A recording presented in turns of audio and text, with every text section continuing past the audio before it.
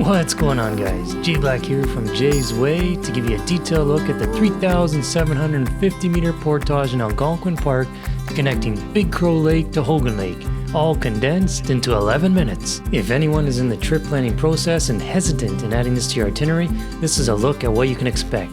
Don't let the big numbers intimidate you from getting deeper into the backcountry and experience everything the park has to offer. Yes, the portage is long and no one looks forward to it. It's hard, it's challenging, exhausting, and curse words may flow freely, but eventually you'll come upon one. I came across this portage on day 4 of my 5-day solo trip in 2019. So as near the end of my trip, my food rations were dwindling and my pack weight was a bit lighter.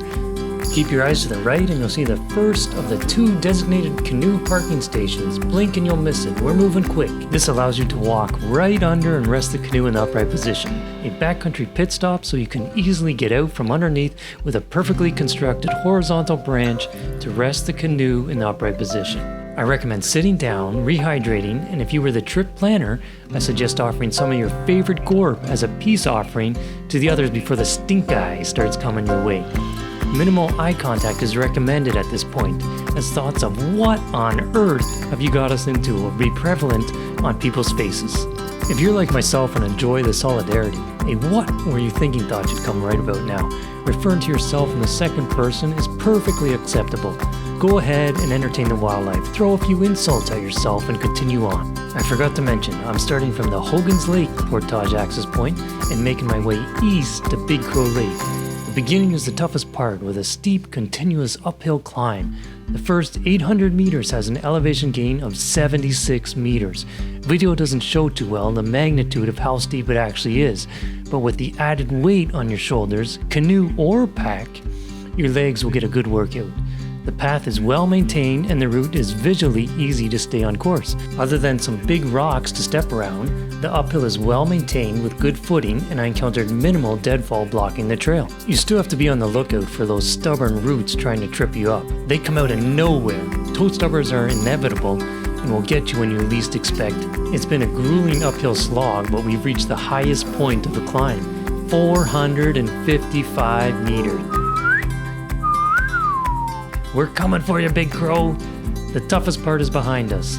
Just up ahead is an easy visible trail identifier to pinpoint your location. We've reached the Big Crow Kart Trail. Consider this approximately 1/3 of the way. A kart trail is a flatter route intended for those who have canoe carts but is usually longer. In this case, the regular portage is 3,750 meters. And the kart trail is listed at a massive 6,745 meters, 6.7 kilometers, 4.19 miles, or just a whole lot of steps. So if you want the fun times to last longer, take a left turn at the path, and if you want to start all over again, turning right will send you right back to Hogan Lake. I've never used a kart trail or a canoe cart, so I don't have any advice on this one. All I can say is that the trail looked well maintained and flat. So once again, when you come to the kart trail, left to Big Crow, right takes you back to Hogan, and continue straight at the T intersection to stay on the portage trail. Park staff do a pretty good job keeping these trails accessible, but not all trails are equal. Some of the more detailed maps identify the portages in 3 different categories.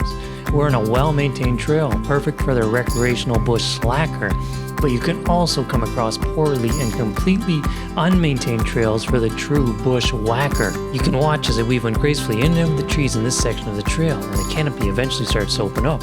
Water runoff has created some muddy terrain, and this is where I came across the much appreciated 2-plank wooden boardwalk bridges over the remnants of a creek and into Widowmaker Alley.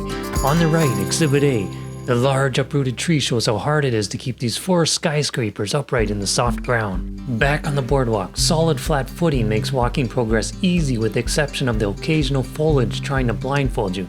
Balance is required to walk the wooden tightrope or risk sinking in the mud on either side.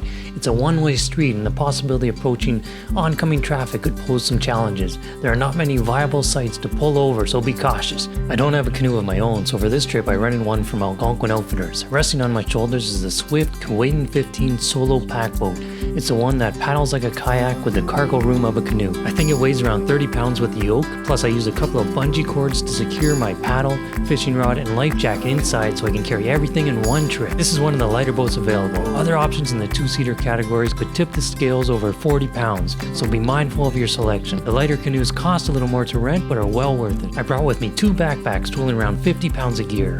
Carrying them both together, one comfortably on my back resting on my hips, and the other uncomfortably in the front getting in the way of every uphill step at the start. So you can see the weight really starts to add up quickly and you start to question the reasoning for every item you brought. Just ahead, we're coming up to the second visible trail identifier.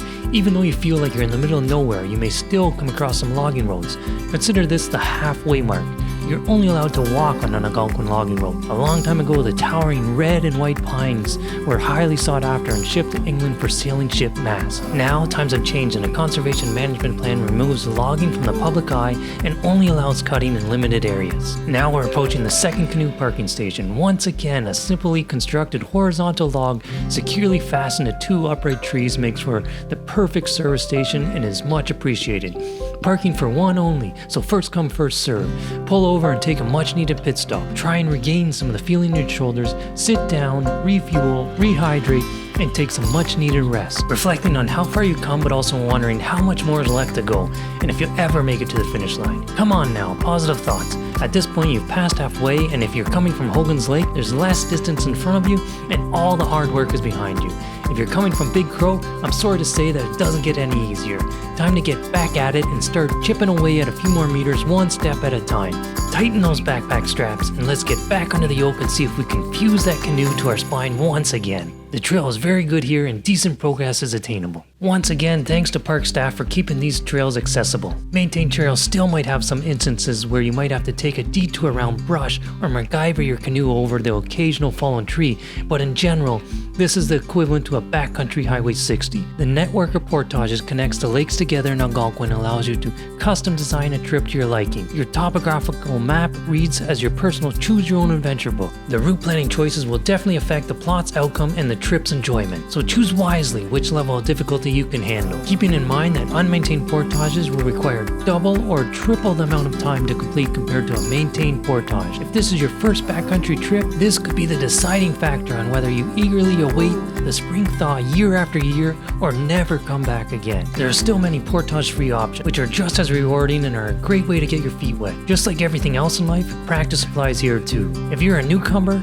staying on one lake and taking small exploration day trip portages is a great way to start out and find out what your comfort zone is before tackling some of the more challenging routes. It's a lot better to do a 200-meter test run to get comfortable being uncomfortable before attempting the longer 2,000-meter portage. You'll learn that your hands may not be as freely available to fend off the incoming mosquito and black fly attack, and the yoke feels like it has fused to your spine. Grab yourself a bug shirt or a yoke pad to make things more comfortable. And now we approach the third visible identifier. This is the Kart Trail intersection. Left will put you on the Kart Trail and send you back on your way to Hogan Lake, and right will take you to Big Crow Lake. High-five your cheering section for not blocking the trail and continue on. Read the signs, you don't want to mix up here. Now we're getting into the best trail conditions of the whole trip. If you break up the portage into 3 parts, the beginning, as part 1 the uphill climb, in the middle, part 2, and finally, to end the trilogy, part 3, the flat walkout. Now the distance in between each of the 3 parts is relatively the same, but the difficulty varies drastically. High fives all around again for following proper portage etiquette. It's good to give the person under the canoe the right of way. Much appreciated. Encouraging words from the crowd let me know that the end is near and help me with my final push to the Algonquin checkered flag. The symbolic yellow sign of the Big Crow Puddin' is now within reach. Trekking on this extremely well-groomed part of the trail is quickly putting the meters behind me, wide enough for traffic to pass easily and at this time of the year, very dry.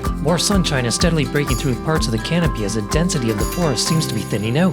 I started to wonder about all the things that Big Crow Lake has to offer. It's a lake with multiple top-notch campsites that have sandy beaches, surrounded with 2 trails to explore. The Giant Pines Trail had some massive pines over 300 years old, and the Fire Tower Trail has to be one of the best lookouts in the park, just adjacent to where the tower once stood for park rangers to monitor forest fires before technology became more efficient. Sometimes that buzzing you hear might not be the mosquito, and could be the park's bright yellow float plane that scours the skies monitoring for potential hazards. Below the lookout is one of the few rustic old cabins that are in the backcountry. It was built in 1956, and rangers used these park cabins up until 1975. When you plan your trip, you book a lake to stay on, and the campsites are on a first-come, first-serve. But you can also book a ranger cabin, paddling up to the lone old cabin perched on the side of the lake in the middle of nowhere, right like a horror movie. Rich in history and awaiting you to add your own chapter to the logbook after an extended list of guests over time. Spending a night there, just as the park rangers would have done it a long time ago, is an option to look into. Back on the trail, we're making some excellent progress on the flat and well-worn path, and I'm just hoping that my GoPro can go the distance. I'm so close. I hope this battery has enough juice left in it to let me film to the end. Don't die on me now. More sun is peeking through the trees, and I'm starting to feel a wonderful drop in temperature associated with being closer to the water. One of the true signs the end is near. My legs are tired, shoulders are sore, but I just need to continue on for a bit longer. Every step, hoping for the next ridge, reveals a little bit more of the lake's blue water through the tree. And then it happened. The breeze associated with being near the water